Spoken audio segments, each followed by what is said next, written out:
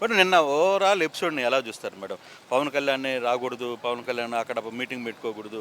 మీరేదో అక్కడ కంటెస్ట్ చేస్తామని కాదు కదా! మీరు చెప్పింది ఏందో ఒక 2000 మందితో మీటింగ్ పెట్టుకుంటామని చెప్పి. దాన్ని ఏ విధంగా చూస్తారు? ఆర్టీవీ ప్రేక్షకులందరికీ కూడా నమస్కారం. నిజంగా నేను అది ఒక అప్రజాస్వామిక చర్యగా చూస్తాను. ఎందుకంటే పవన్ కళ్యాణ్ గారు రీసెంట్‌గా మాకు మెంబర్‌షిప్ డ్రైవ్ అయింది.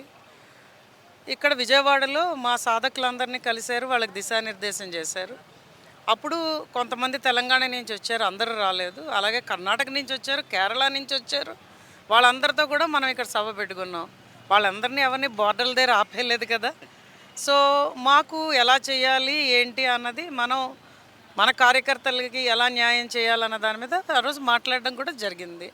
అలాగే ఇప్పుడు తెలంగాణలో కూడా ఆయన సింపుల్‌గా వెళ్ళి ఒక ఇండోర్ మీటింగ్ ఒక దగ్గర పెట్టుకుందాము అని అనుకున్నప్పుడు దాన్ని అన్ని పార్టీల వాళ్ళు ఇటు ఆంధ్రప్రదేశ్లో ఉన్న పార్టీల వాళ్ళు తల్లి కాంగ్రెస్లు, పిల్ల కాంగ్రెస్లు, బుల్లి కాంగ్రెస్లు ఇవన్నీ కూడా ఇంత రచ్చ చేయాల్సిన అవసరం ఏమున్నదన్నది నాకు అర్థం కాలేదు అసలు.